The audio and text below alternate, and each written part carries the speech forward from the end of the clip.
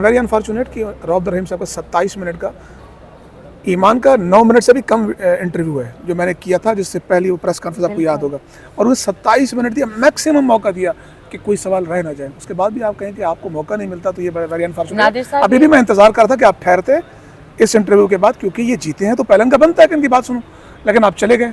नादिर साहब, मैं एक बात ऐड कर लूँ, ये सिर्फ आपके साथ ये नहीं करे, इतने वकला साहिबान मुझे पिछले जब से ये केस चला है मैसेजेस और कॉल्स कर रहे हैं कि मैं उनके नाम नहीं लूँगी कि किन किन ने कहाँ कहाँ कॉल्स की कि आप क्यों गुस्ताखों की सपोर्ट। मतलब है अल्लाह का, खुदा का खौफ करें, आप केस मेरिट पर आर्ग्यू करें, हर बंदे पर ये इल्ज़ाम झूठा ना लगाएं। आपकी आदत पड़ी है लोगों पर झूठे इल्ज़ाम लगाने की। अस्सलाम वालेकुम, नादिर बलोच हाज़िर खिदमत हूँ इस्लामाबाद हाई कोर्ट से, और आज अहम समाअत ब्लास्फेमी केस के हवाले से आपके इल्म है कि आज बिल आखिर कोर्ट ने केस जो है कंक्लूड कर दिया, और लग ऐसा रहा था बज़ाहिर के जज सरदार इसाक साहब जो हैं वो शायद ना कर पाएँ, क्योंकि दूसरे फरीक की तरफ से एक बड़ा दबाव भी था। सिचुएशन ऐसी थी कि बड़ा हसास मामला था, लेकिन जज साहब ने बहरहाल हिम्मत की, और हिम्मत तो ईमान मज़ारी साहबा एडवोकेट साहबा ने भी की, हादी अली चट्ठा ने भी की, कि उन्होंने इस केस को लीड किया, और बिल आखिर आज केस अपने मंतकी अंजाम।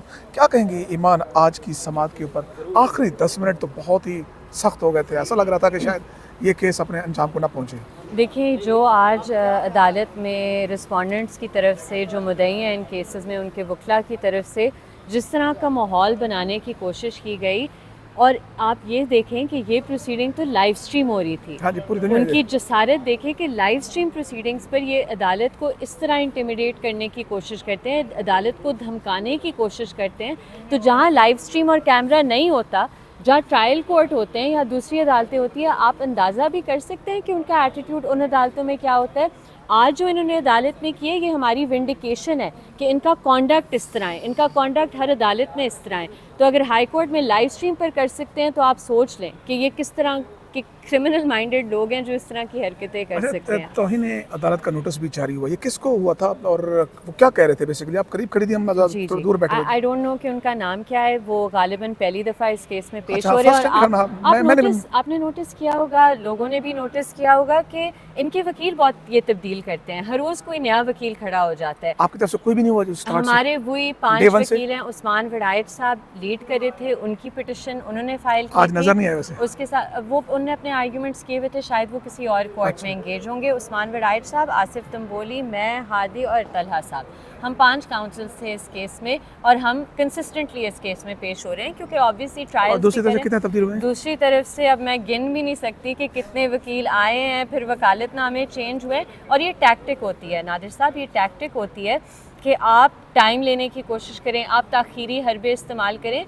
जो सच और हक पे खड़ा होता है उसे अपना केस पता है कि वो केस क्या है। अब आपको अगर 2 दिन पहले इंगेज किया और आप अदालत में कह रहे हैं कि मुझे ये नहीं मिला, वो नहीं मिला, ये आपकी ज़िम्मेदारी है।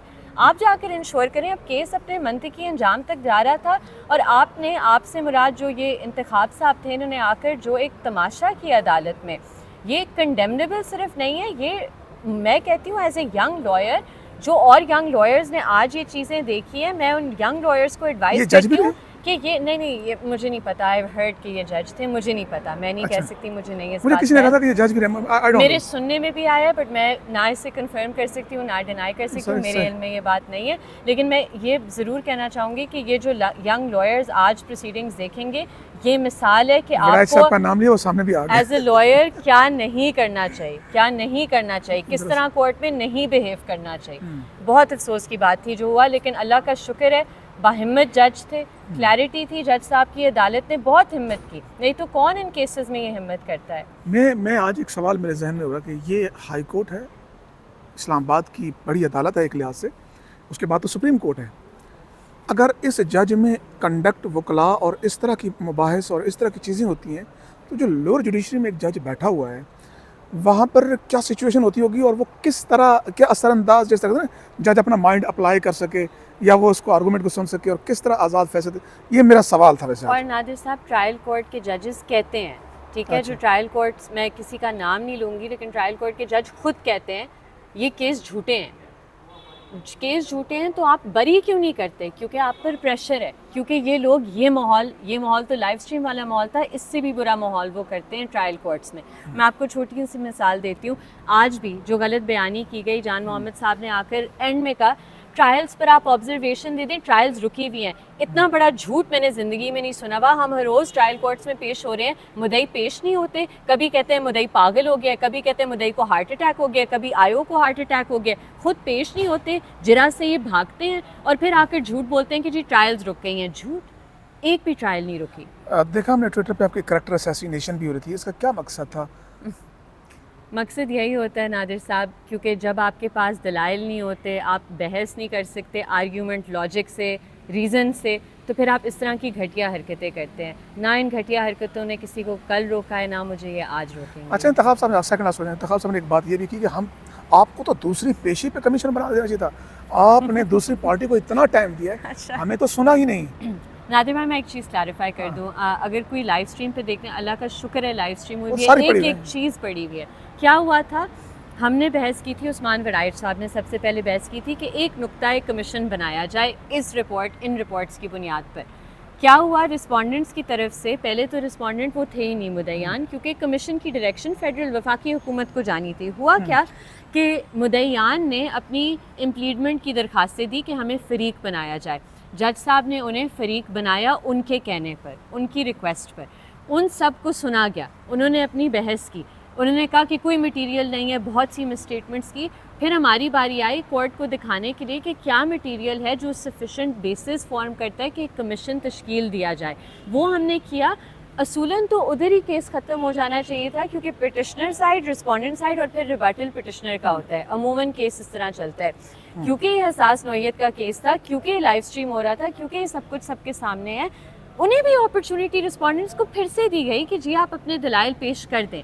उन्होंने जो हमारी पूरी आर्ग्यूमेंट्स थी, एक भी आर्ग्यूमेंट का जवाब नहीं दिया, सिर्फ प्रोवोकेशन करने की कोशिश की, सिर्फ अदालत को कंट्रोवर्शियल बनाने की कोशिश की, सिर्फ ये इशू को जो इसकी हसासियत है उससे खेलने की कोशिश की, लोगों के एहसासात इंसाइट करने के लिए कि लोग इससे देख कर कि जी ये मज़हब का केस है और बात ना सुने और एक्शन ले लें। अच्छा, वो रिजवान सैफी साहब ने आज बड़ी अजीब सूरत हाल पैदा हुई कि जब वो उठ के अदालत में आए और कहा कि आपने कहा कि अनपढ़ जो जान कुर्बान, तो उस पर जज साहब को क्लैरिफिकेशन देनी पड़ी कि वो तो एक बात थी कि अंदर जो मैक्सिमम रौफ रहीम साहब के घर में वकील थे जान मोहम्मद साहब, उन्होंने बात की थी, कोर्ट कि ने वो तो जो ये बात की नहीं हाँ थी। कि मैक्सिमम जो अंदर पड़े हैं वो जाहिल हैं, अनपढ़ हैं।